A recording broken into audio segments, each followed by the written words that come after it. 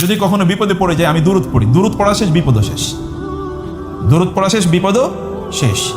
যেই ব্যক্তি যার কাছে তিনি এই দেনাটা দেবেন, আগামীকাল তাকে দেয়া লাগবে, তিনি তার ওয়াইফের সাথে পরামর্শ করলেন। শোনো, কার সাথে পরামর্শ করলেন? ওই ব্যক্তি তার ওয়াইফের সাথে গিয়ে পরামর্শ করলেন যে করণীয় কি, কালকে তো টাকা দিতে হবে, কিন্তু আমার কাছে তো টাকা নেই। আপনার ভালো করে শুনবেন প্লিজ, আমার কাছে তো টাকা নেই, দেওয়ার উপায় কি? তখন তার স্ত্রী বললেন যে চলো তো সারা রাত আজকে কেবল দুরূদ পড়ি।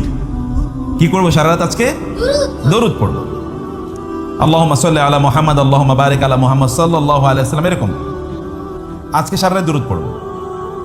তো তিনি দুরূদ পড়লেন, দুরূদ পড়তে পড়তে ঘুমিয়ে পড়েছেন, ক্লান্ত হয়ে কি ঘুমিয়ে পড়েছেন।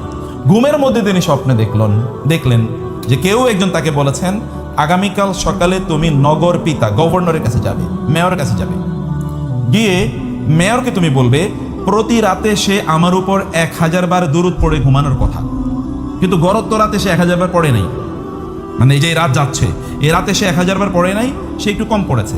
এই যে কম পড়লো এটার জন্য তার পেনাল্টি দিতে হবে, আর পেনাল্টি হলো সেই জন্য তোমাকে 1000 দিরহাম যেন তোমাকে গিফট দেয়। কত দেয়? 1000 দিরহাম গিফট দেয়। এটা স্বপ্নে তো তিনি স্বপ্ন দেখলেন, স্বপ্ন থেকে ঘুম থেকে জেগে উঠলেন, জেগে উঠে তার ওয়াইফকে বললেন যে এরকম স্বপ্নে দেখেছি, করণীয় কি? আমি গভর্নরের কাছে গিয়ে কথা বলবো? বলে যাও, তুমি যেহেতু এরকম স্বপ্নে দেখেছো তুমি যাও। তিনি গভর্নরের দরজা তিনি গেলেন, ট্রু স্টোরি বলছি। এখন গভর্নরের দরজা তিনি গেলেন, গিয়ে ওইখানে বললেন সিকিউরিটিকে যে আমি একটু গভর্নরের সাথে দেখা করবো। আপনি কে? বলে আমি তো পরিচয় দেওয়ার মতো কিছু নাই, কিন্তু আমি একটু ওনার সাথে দেখা করতে চাই। বলে আপনার নামটা বলেন কি গভর্নরকে বলি। বলে নাম হলো এরকম। তো যাওয়ার পরে গভর্নরকে গিয়ে বললেন সিকিউরিটির লোকেরা যে স্যার এরকম একজন লোক, জনাব এরকম একজন লোক আপনার সাথে দেখা করতে এসেছেন। বলে নাম কি?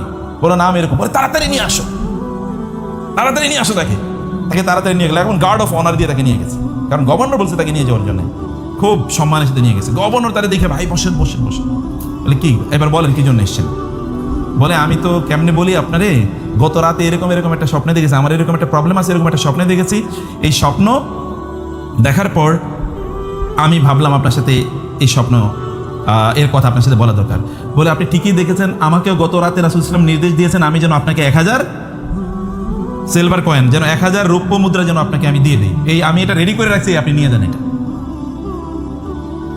এখন উনি এটা নিয়ে আসছেন, নিয়ে আসার পর ওই যে আজকে কিন্তু অনেকদিন পর্যন্ত টাকা দেওয়ার কথা, আজকে টাকা দেওয়ার কথা, এর মধ্যে তার বিরুদ্ধে কি হয়ে গেছে? মামলা হয়ে গেছে কাজীর কাছে। কাজী মানে হচ্ছে বিচারক, কাজী মানে যিনি বিয়ে পড়ান এরকম না, কাজী মানে কি বিচারক। আমাদের দেশে এখন তো বিয়ে পড়ায় তাদেরকে বলে কাজী, কিন্তু আসলে কাজীর কাজ কি?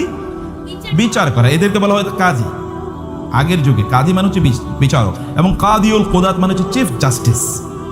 বিচারকের কাছে গেলেন, বিচারক ওই যে ওই পাওনাদার কিন্তু বিচারকের কাছে গেছেন, উনিও গেছেন বিচারকের কাছে। বিচারকের কাছে যাওয়ার পরে বিচারক তাকে দাঁড়িয়ে সালাম দিয়েছেন, আসেন একটু, আসসালামু আলাইকুম। বলে কি? বলে গত রাতে রাসূল সাল্লাল্লাহু আলাইহি ওয়াসাল্লাম আমাকে নির্দেশ প্রদান করেছেন আমি যেন আপনার 500 দিরহাম দিই, কারণ আপনি বিপদ থেকে যদি আপনি মাপ না পান, আপনার এরকম একটা দেনা আছে, এই দেনা পরিশোধ করার জন্য আমি যেন 500 দিরহাম দিই। আমি টাকা নিয়ে আসি আপনার দেওয়ার জন্য, আপনার পক্ষ থেকে আমি পরিশোধ করবো। যেই লোক পাও না কথা, সেগুলো ঘটনা কি, এগুলো কি হচ্ছে? বিচারক টাকা দিচ্ছেন। বলে ভাই এরকম ঘটনা, আমি এরকম নির্দেশ পেয়েছি। তিনি বলেন আমি আমার টাকা চাই না, আমার টাকাটাও আমি মাফ করে দিলাম। কারণ দেওয়ানা ছিল কত? 500 দিরহাম, কিন্তু 500 দিরহাম তো মাপ পাইছে, কিন্তু এক্সট্রা পাইছে কত? আরো 1500 দিরহাম। রাসূলুল্লাহ সাল্লাল্লাহু আলাইহি ওয়াসাল্লামের উপর কেউ যদি দরুদ পড়ে, হাদিসে এসেছে, তাইলে আল্লাহ সুবহানাহু ওয়া তাআলা তার জন্য দুটো জিনিস করে। Allah ensures two things for him or for her. আপনারা এটা করবেন, আমি ব্যক্তিগতভাবে এটা করি। যদি কখনো বিপদে পড়ে যায় আমি দুরূদ পড়ি, দুরূদ পড়া শেষ বিপদও শেষ, দুরূদ পড়া শেষ বিপদও শেষ।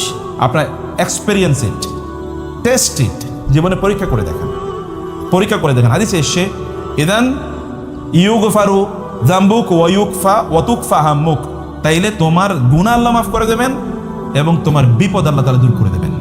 যদি বেশি বেশি কি করো? দুরূদ পড়ো। বেশি বেশি দুরূদ পড়লে এমন একজন ব্যক্তি যার উপর দুরূদ পড়লেই বিপদ দূর হয়ে যায়, তাকে ফলো করলে কি হতে পারে চিন্তা করে দেখেন তো, তাকে অনুসরণ করলে কি হতে পারে।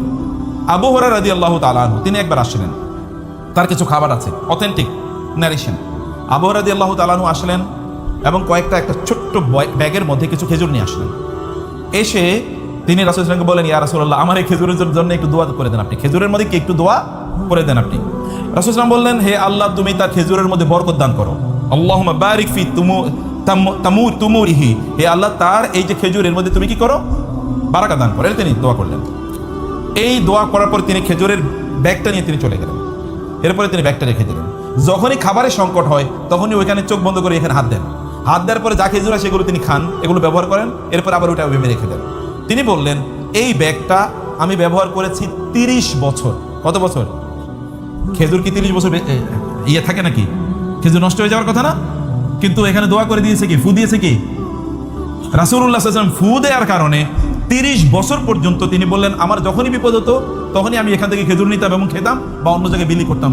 কোনোদিন এক ফোঁটা খেজুর এখান থেকে কমে নাই, শেষ হয় নাই। কিন্তু ওসমান রাদিয়াল্লাহু আনহু যে বছর মারা গেলেন, শাহাদাত বরণ করলেন, ওই বছর খেজুরের ব্যাগটা নিয়ে আমি বাইরে যাচ্ছিলাম, কিন্তু আমার ওর থেকে খেজুরের ব্যাগটা পড়ে গেছে। এই যে হারিয়ে গেলাম, আর হারিয়ে গেল, আর আমি এটাকে খুঁজে পাইনি। রাসূলুল্লাহ সাল্লাল্লাহু আলাইহি ওয়াসাল্লাম বনু মুস্তালিক যুদ্ধ থেকে তিনি ফিরে আসছিলেন, 1400 সাহাবী তার সাথে। অথবা আপনারা জানেন হুদাইবিয়া থেকে তিনি ফিরে যাচ্ছিলেন, 1400 প্রায় সাহাবী তার সাথে। এর মধ্যে তারা বললেন, হঠাৎ করে তাদের রাতের বেলা তাদের পানি শেষ, এখন তাদেরকে গোসল করতে হবে, তাদেরকে উজু করতে হবে, তাদেরকে পানি খেতে হবে এবং তাদেরকে কি পানি প্রিজার্ভ করতে হবে, কারণ তারা তো জার্নিতে আছে। আরব দেশে তো আর সব জায়গায় পানি পাওয়া যায় না, আরব দেশে পানি নাই, এটা হলো আরবদের নেচার। ওইখানে কোনো no navigational source of water, এমন কোনো সোর্স নাই যেখানে আপনি পানি পেয়ে যাবেন। পানি আনতে হয় বহু দূর থেকে, হয়তো বা সেটা জেদ্দা থেকে নিতে হবে বা অন্য জায়গা থেকে নিতে হবে এরকম ভাবে, অথবা গভীর কূপ আছে, এই কূপ থেকে বিভিন্ন জায়গায়, এটা খুব দূরে দূরে কিছু কূপ থাকে, কারণ সব জায়গায় এত বড় কূপ তৈরি করাও যায় না, অনেক গভীরে কূপ তৈরি করা লাগে। আর মরুভূমিতে, একটা পাথুরে মরুভূমি, কূপ তৈরি করা এত সহজ জিনিস। অতএব এখানে পানি হচ্ছে মোস্ট ভ্যালুয়েবল রিসোর্স আরবদের জন্য, মোস্ট ভ্যালুয়েবল। পানির জন্য তারা যুদ্ধ পর্যন্ত করে, এরকম একটা অবস্থা। তো এই আরবে পানি নাই, পানি নিয়ে তাদেরকে চলতে হয়। সাহাবায়ে কেরামরা এসে বলেন, ইয়া রাসূলুল্লাহ, পানি তো নাই, করণীয় কি? তিনি বলেন, এক ফোঁটাও নাই। বলে, আছে, লোটার মধ্যে একটু আছে। বলে, লোটাটা নিয়ে আসো। লোটার মধ্যে তিনি বললেন, আমি হাত রাখলাম। তিনি আঙ্গুল চুবিয়ে দিলেন, এবার বলে, তোমরা পানি নাও।